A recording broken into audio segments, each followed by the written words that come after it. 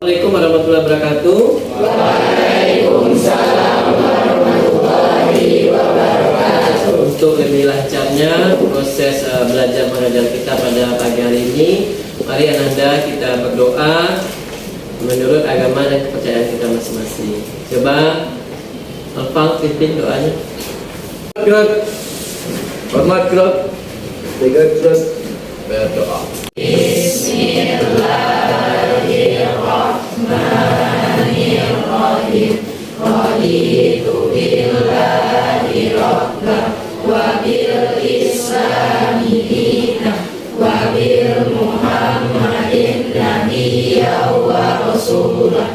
Rabbil zidni ilma warzuqni fahma. Sabbis qalbi ala dinika wa ala ta'atika. Subhanaka inni kuntu minaz zalimin.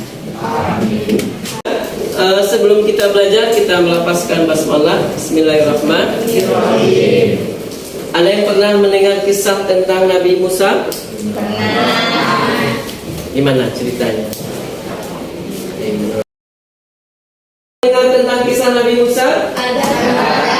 Coba, apa kira-kira mukjizat Nabi Musa itu? Coba, siapa? Membelah Coba yang mana ini? Ini dulu.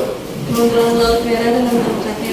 Ya, membelah laut merah dengan tongkatnya. Ya, bagus.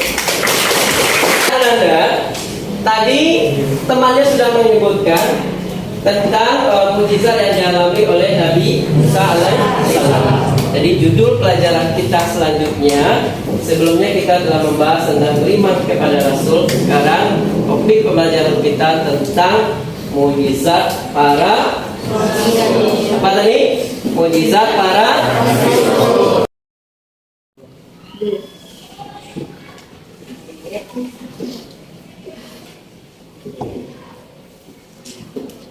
Untuk lebih jelasnya materi mukjizat para rasul ini, apa akan menampilkan tampilan poin-poin.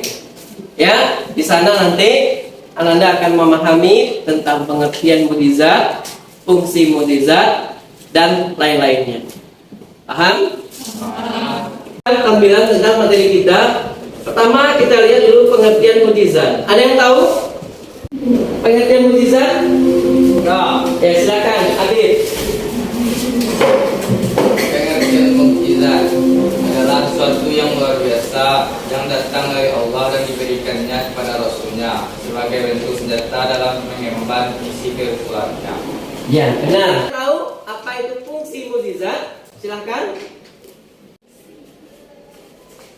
Fungsi mukjizat adalah untuk mengalahkan segala bentuk rintangan, tantangan, dan ancaman dalam mendakwahkan agama Allah. Kita telah membahas tentang pengertian mukjizat dan fungsi mukjizat itu untuk para rasul Allah. Sekarang kita membuktikan kenapa kita harus beriman dan meyakini bahwa Allah itu benar memberikan mukjizat. Ini dalilnya. Dalilnya dalam Quran surat Al-Isra ayat 80. Sekarang mari kita lapaskan secara bersama. Ya. A'udzu billahi minasy syaithanir rajim.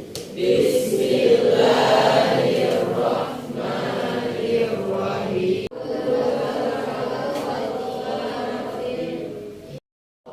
Nah, sekarang kita baca artinya secara bersama. Nah,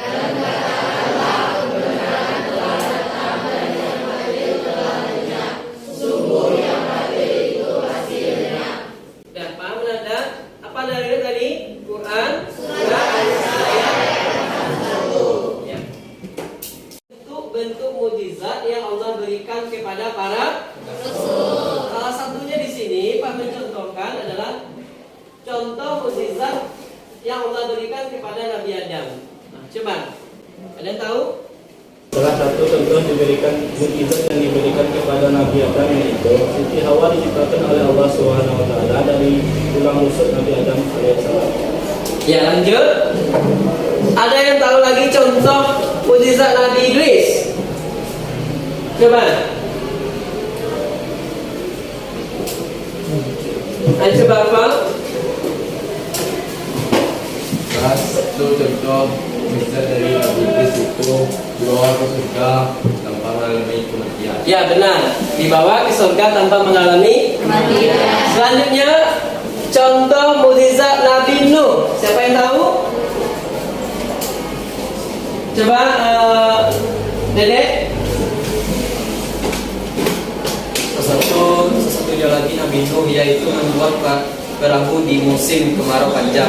Ya, salah satu contoh dari mukjizat Nabi Nuh adalah membuat perahu pada musim kemarau hanya untuk menyelamatkan orang-orang yang beriman kepada Allah. Kita membahas tentang mukjizat para nabi dan rasul. Sekarang kita contoh perilaku kita mencerminkan beriman kepada rasul itu seperti apa.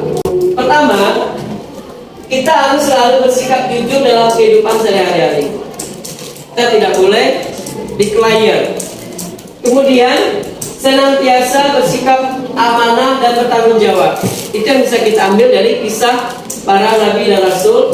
Kemudian adanya semangat mau bekerja, sebab bekerja itu merupakan adalah pahala mencari nafkah. Jadi kita dituntut untuk bekerja, mencari berkahnya Allah. Bahkan bekerja itu termasuk pahala mencari nafkah. Kemudian senantiasa terampil dan punya keahlian dalam hidup. Nah, yang disebut dengan life skill. Jadi setiap muslim itu harus punya keahlian di bidang kita. Kemudian yang terakhir, ya, berakhlak.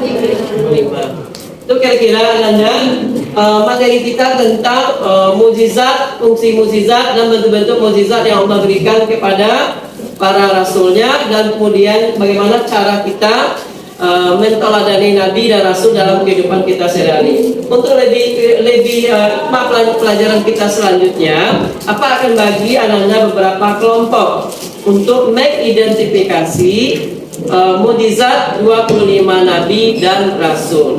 Untuk itu Pak bagi anak-anak berapa menjadi 5 kelompok. Identifikasi 25 nabi dan rasul. Anak-anak sudah duduk berkelompok.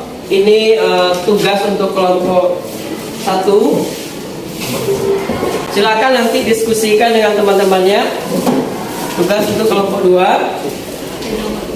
Setiap kelompok mengidentifikasi 5 nabi dan rasul.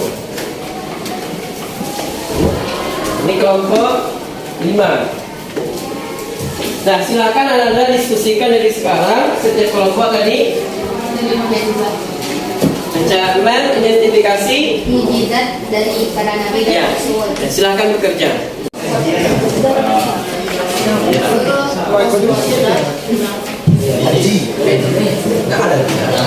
Itu bintang kerja.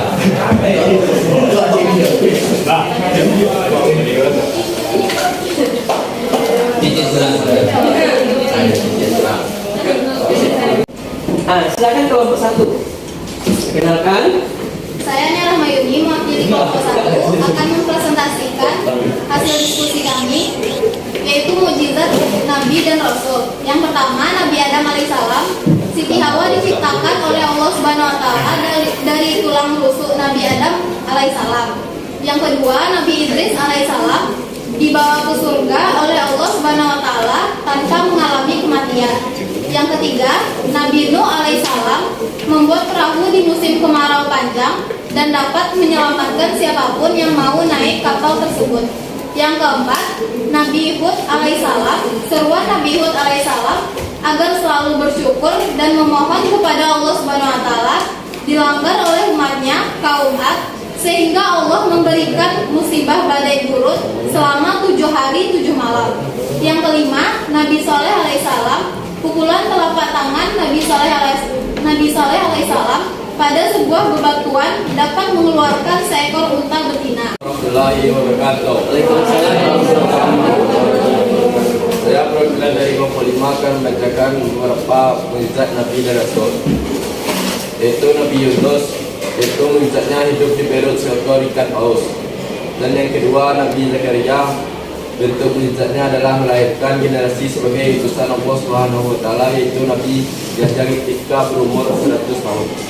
Oke, diskusinya di sini nanti antar kelompok menilai penilaian kelompok lainnya, mana kelompok yang paling bagus hasil tugasnya. Silakan Ananda, silakan tempel. Mulai dari kelompok 1, 2 dan 3 sampai 5. Silakan.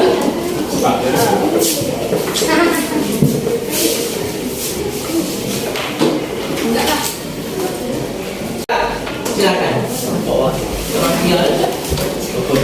Sarannya tidak boleh menilai kelompok sendiri. Silakan. Ini tugas kelompok teman. Kata kelompok teraktif adalah kelompok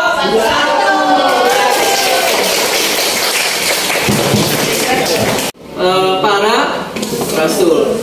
Untuk pertemuan selanjutnya nanti ada pertemuan ketiga, kita membahas tentang hikmah beriman kepada rasul. Untuk itu, untuk kita akhiri pertemuan kita kali ini dengan melafazkan hamdalah. Alhamdulillah. Assalamualaikum warahmatullahi wabarakatuh. Waalaikumsalam.